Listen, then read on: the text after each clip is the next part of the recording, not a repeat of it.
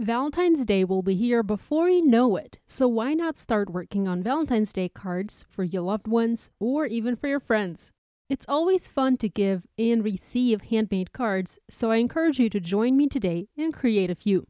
Hi everyone, I'm Yana Smakula and I'm hoping you'll love this video. If you do, give it a thumbs up and subscribe to my channel. Ring the bell too to be notified of every new upload.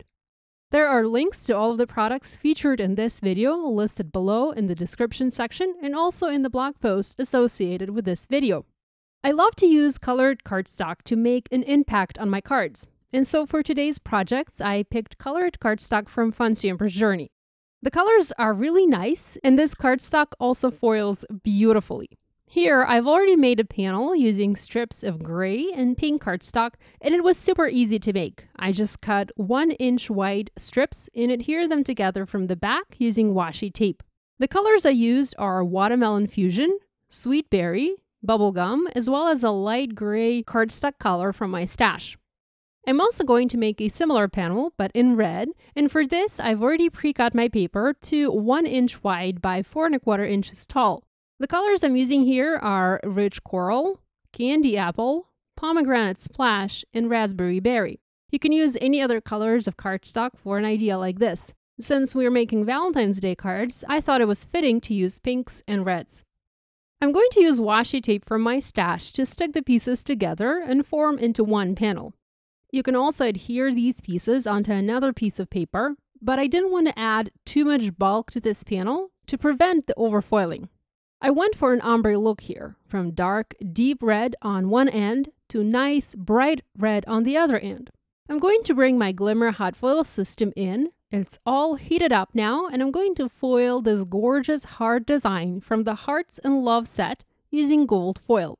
If you are new to the Glimmer Hot Foil system, I encourage you to check out our previous videos explaining how the system works in detail. I'll have a link in the cards here. I'm not going to focus on the how to use Glimmer Hot Foil system in this video to save time.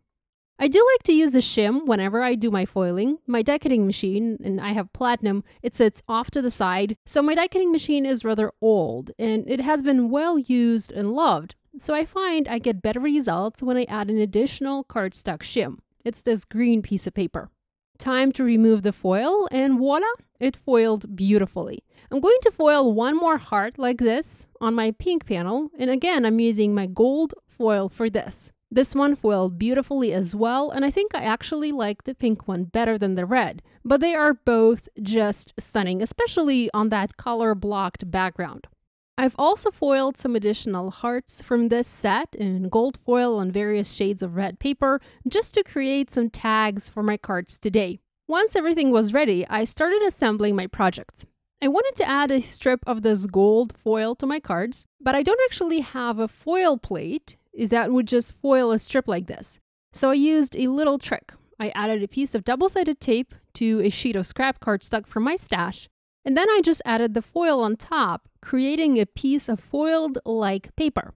I often like to cheat like this, creating little strips or foiled mats for my cards.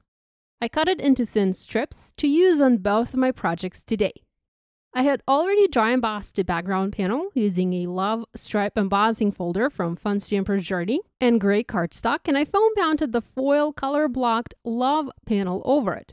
And now I'm just adding this gold strip to the right to add some movement to my card. It adds a nice little extra touch here.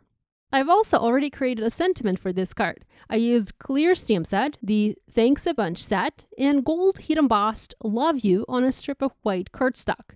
I'm just going to foam mount it onto the card, overlapping the heart slightly. I've embellished this card using clear jewels from my stash, and I scattered them around the color-blocked panel for some additional interest.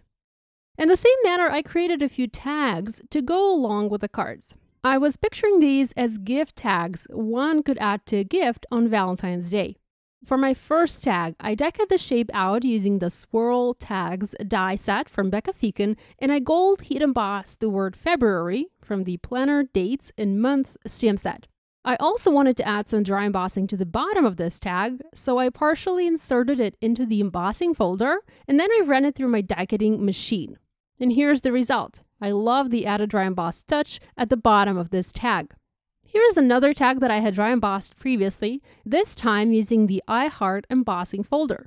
Here I actually embossed over the foiling, and I was pleasantly surprised to learn that the foiled image wasn't damaged. The dry embossing, added really nice texture to the tag. Here are a few other tags. These were die cut using a pierced rectangle die, and one of them was also dry embossed using the Love Stripe embossing folder. Here is a final look at all of the projects I have for you in this video, all created using Polo Antonio glimmer plates from Spellbinders. I hope you'll give these ideas a try. If you do, remember to share online and tag us on social media. We always love seeing what you guys are making. On the screen, there is a link to a playlist featuring all of my Glimmer Hot Foil video tutorials. Subscribe now not to miss any new card making videos. Love you guys. I'll see you next week.